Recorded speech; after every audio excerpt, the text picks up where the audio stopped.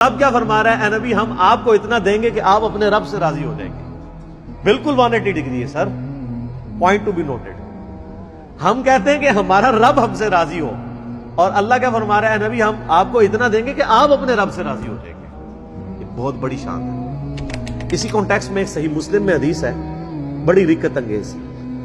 نبی صلی اللہ علیہ وآلہ وسلم ایک دن امت کے غم میں اتنا روئے کہ اللہ تعالیٰ نے حضرت جبرائیل کو بھیج دیا کہ پوچھو, حالانکہ اللہ کو تو پتا ہے. تو جبرائیل علیہ السلام نے کہا کہ اللہ نے مجھے بھیجا ہے, آپ پر سلام بھیجتا ہے اللہ, اور پوچھتا ہے کہ آپ کے رونے اور گریہ کرنے کی وجہ کیا ہے.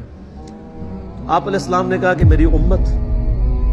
پھر آپ علیہ السلام نے سورہ ابراہیم کی آیات تلاوت کی کہ حضرت ابراہیم نے کہا تھا, اے اللہ جو نیکوکار بندے ہیں وہ میرے ہیں, اور بروں کو تیرے کھاتے میں ڈال دیا کہ تو جانے ان کا معاملہ. پھر نبی صلی اللہ علیہ وسلم نے سورۃ المائدہ کی تلاوت کی کہ قیامت الدین عیسیٰ علیہ السلام کہیں گے کہ اللہ جب تک میں ان میں موجود رہا ان پر گواہ تھا, اگر میرے بعد انہوں نے شرک کیا تو یہ تو جانے اور تیرا کام. جبکہ اے اللہ میں یہ نہیں کہتا, میں تو کہتا ہوں میری امت. یعنی حضرت ابراہیم بھی اپنی نافرمان امت سے اعلان برات کر رہے ہیں, حضرت عیسیٰ علیہ السلام, اور نبی علیہ السلام کہہ رہے ہیں کہ میں تو اپنی امت کی فکر میں ہوں.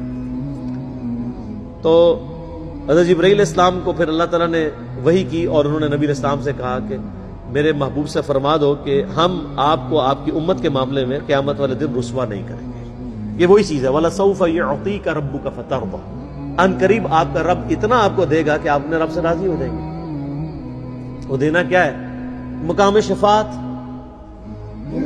آپ صلی اللہ علیہ وآلہ وسلم کی شفاعت کی برکت سے امت کے گنہگار لوگوں کی بخشش ہو جائے گی انشاءاللہ تعالی. اللہ تعالی ہم سب کو قیامت والے دن اپنے محبوب صلی اللہ علیہ وآلہ وسلم کی شفاعت نصیب فرمائے. آپ صلی اللہ علیہ وآلہ وسلم اور آپ کے اہل بیت کے ساتھ قیامت والے دن ہمیں محشور فرمائے, آمین. تو آپ کا رب ان قریب آپ کو اتنا دے گا کہ آپ اپنے رب سے راضی ہو جائیں گے. تو نبی صلی اللہ علیہ وآلہ وسلم کی رضا بھی اس کے اندر ہے کہ ان کی امت کے لیے کوئی بخشش کا معاملہ بن جائے. آپ صلی اللہ علیہ وآلہ وسلم کو امت کی اتنی ٹینشن ہے, اور ماشاءاللہ امت ٹینشن فری ہے.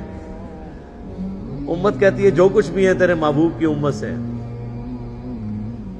اور آپ صلی اللہ علیہ وآلہ وسلم کو تو پتا تھا کہ معاملہ کتنا خطرناک ہوگا. اچھا, یہ تصویر کا ایک رخ ہے, تصویر کا ایک دوسرا رخ اس سے بھی زیادہ خطرناک ہے. وہ سورۃ الفرقان کی آیت نمبر 30 ہے, وقال الرسول یا ربی ان قوم اتخذوا هذا القرآن مہجورا. قیامت والے دن نبی صلی اللہ علیہ وآلہ وسلم شکایت کریں گے کہ اے اللہ میری امت نے قرآن کو پیٹھ کے پیچھے ڈال دیا تھا. نبی علیہ السلام نے اپنی امت کی شکایت بھی لگانی ہے جنہوں نے قرآن کو چھوڑ دیا, قرآن کی تعلیمات سے روگردانی کر دی. اسی لیے آپ دیکھیں کہ نبی علیہ السلام نے حجۃ الوداع کے موقع پر بھی فرمایا قرآن اور سنت, غدیر خم پہ فرمایا قرآن اور اہل بیت. قرآن کو آپ نے کہیں نہیں چھوڑا, اور فرمایا قرآن میں ہدایت ہے, نور ہے, یہ اللہ کی رسی ہے, اسے پکڑو, جو اسے پکڑے گا وہ ہدایت پہ ہوگا, جو چھوڑ دے گا وہ گمراہ ہو جائے گا.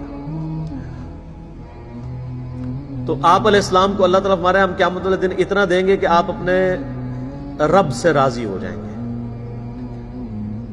یہ ویسے گارنٹی آپ علیہ السلام کے لیے تھی. یہاں پہ لوگ کہتے ہیں نہیں فلاں بزرگ کے آپ مرید ہو جائیں, انہوں نے تو وعدہ کیا کہ میں اس وقت تک جنت میں نہیں جاؤں گا جب تک اپنے ماننے والوں کو نہ لے جاؤں. تو یہ تو گارنٹی صرف ایک شخص کے لیے ہے کہ جس کے ہاتھ پہ شفاعت کا دروازہ کھلنا ہے, جس کو اللہ نے راضی کرنا ہے. آپ کے بزرگ بابوں کو راضی کرنے کی کوئی اللہ نے گارنٹی نہیں لی ہوئی ہے. وہ تو اپنی بھی مغفرت کروا لیں تو بڑی بات ہے. اللہ پہ کسی کی کوئی دھونس نہیں ہے.